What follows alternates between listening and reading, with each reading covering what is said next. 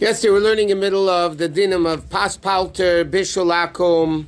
We said that if a Jew throws anything into the fire or does anything in the cooking process, the baking process, then there's no problem. Like you have these breads you buy in the frozen breads that are par baked. Now they're not ready to eat. You have to put them into the oven to finish the baking process. So even though a guy made, if there's a hechsher, obviously, even though a guy made the first part of it, but the fact that you have to finish baking it, it's not made to eat as is, so then it's okay. Somebody, in fact, called me today about pretzels that they're not really ready to eat yet. You have to put them into the oven for like 4 minutes at 400 degrees or a microwave for 30 seconds or something like that. So again, they're not made to eat as they are already, so you're finishing the baking process. So then it's not a problem. But otherwise, it would be a problem if somebody does anything. As long as the Jew does it, even if a Jew stirs the pot or anything in the cooking process, the baking process, so then it's not a problem. Now, the din of... Even if the guy turned the thing on? Even if the guy turned on the fire, unless if you're Svardik, we mentioned yesterday. As long as the guy turned on the fire, but you make it a little bit higher, or if you turn it off right away and turn it back on, let's say by mistake, a guy turns on the crock pot. They plug it in and turn it on. So then you turn it off and you put it back on. So then, as long as you're doing something in the cooking process, so then it's okay. Now, this din of pas akum or pas palter is only when it's bread that comes from one of the 5 grains. The 5 grains are wheat, barley, rye, oat, and spelt. Okay? What happens if you have a bread made from soy flour, a quinoa flour, or potato flour, whatever it is, potato starch as it's called. So then the din is there's no din of pasakum or bishulakum because it's not fit for a king's table.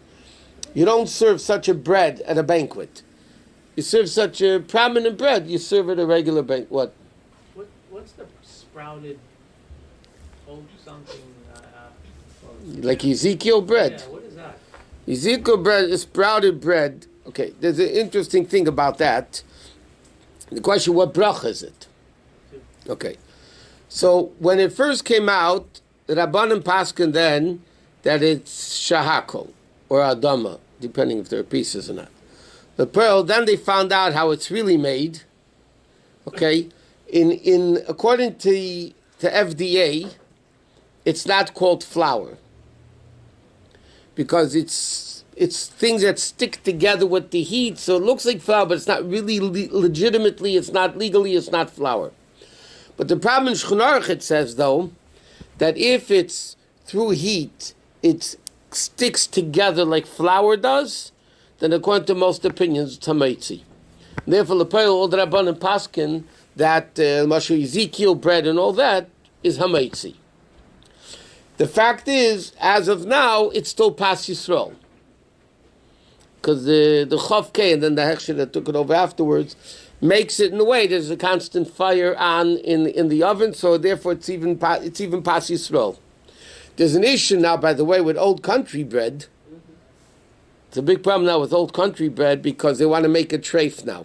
It was on a few kilograms and all those things over here. So they write that people should call the company in Pennsylvania, the headquarters, and tell them that it might not be kosher anymore. Right now it's kosher and Pas Yisrael, but they might change the whole setup and make it treif. Is that what's the hechsher on that, the whole country? It used to have a hard K, now it's Chav K. The Chav K continued the hechsher. What's the bracha on quinoa? Quinoa? It depends. If there's pieces, it's adama. If not, it's shahako. Quinoa is not a grain. I don't know what it is. It's quinoa. What is that? If anything, it's from the beet family. It's connected to the beet family. If you read about where do I get this info from, it's a big shayla about is quinoa kitnius and Pesach. So there's a whole argument in contemporary halacha because quinoa nobody knew about it years ago. There's a big argument in halacha about quinoa. A lot of people are machma on quinoa. Some people are mekel on quinoa. There's nothing to do with kitnius because you don't even make bread from quinoa. But whatever, it's a shaila what it is. But quinoa is any other thing besides the 5 grains. 1 minute. Anything besides the 5 grains, like, okay, Pesach cakes are made from potato starch. A lot of them, unless they're matzah meal, right? But they're made from potato starch, which is basically potato flour. That's exactly what it is. They grind up. So those cakes are shahakol, because anything that is ground up and ruined from its original thing, so then it's shahakol.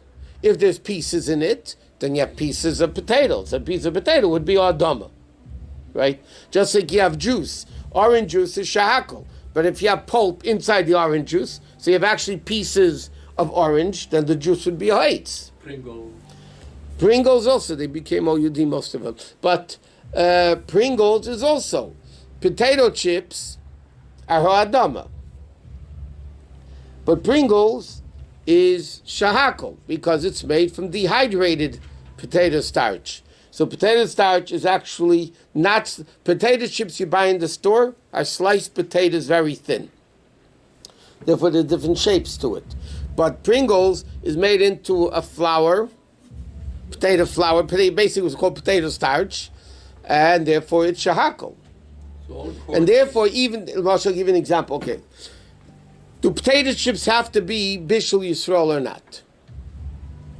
The whole question, halacha, if potato chips have to be Bishul Yisrael or not, or can you just buy regular OU potato chips?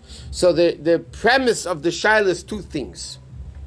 There's a very interesting machlekes in halacha between the Chai Yodam and the Aruch HaShulchan, if potatoes are oil al shulchan malachim, if potatoes are fit for a king's banquet, which in today's language means you serve it at a wedding, at a formal function, bar mitzvah, wedding. Yeah. So the Chai Yodam said it was, the Aruch HaShulchan says it's not. Because in those days, the question how prominent potatoes were. But the fact is, this goes by the fact. The fact that you go to a banquet, they do serve potatoes. Not potato chips. No. So 1 second. So, but they serve potatoes. So today, potatoes are considered ola shulchan malachim. So therefore, if a guy cooks up potatoes, and you don't do anything in the process, it's called bishulakum. Now, we take it a step further. Now, when they make the potatoes, it's for potato chips. Now, potato chips are not served at a banquet. It's not a prominent food that's served at a banquet. But potatoes are. So are potato chips considered potatoes, and therefore it is the problem of bishulakum? Or do you look at potato chips as a finished product, and potato chips are not eila shulchan malachim? It's not fit for a table of a king. So la halacha, by the way, if you ask halacha, most poskim are makel that potato chips don't have to be bishul yisrael. Could be regular OU potato chips. But some people are machmir, and many people are machmir that they're on potato chips. They're machmir. But even those that are machmir wouldn't be machmir on Pringles, because Pringles are not potatoes. It's potato flour, so it's not the problem of bishulakum. What? You mentioned one's cornflakes, some are shahakol and some are not. The same thing with cornflakes. Is you have to look at the ingredients. Well, how cornflakes? Sometimes cornflakes are made from corn flour. So corn flour is shahakol. If they're made from sliced pieces of corn that are then toasted, so then that will be adama. But b'chal, we're going to get into this thing about the cereals. Is there a din of bishulakum on cereals? Okay, so just one last thing before we go to now. That according to Dr. Tshuva brings down many opinions that say when the Chachamim said cooking and baking is bishulakum or pasakum, it's only for those 2 things. If somebody steamed, many cans are steamed. They're not cooked or baked. They're steamed. So many poskin, that's what the world basically relies on today. That steamed, it was never part of the gzeira that the Chachamim made. Chachamim said cooking, baking, frying, things like that. But steaming is a whole different process. In fact, some people want to be even microwave. We'll get into that.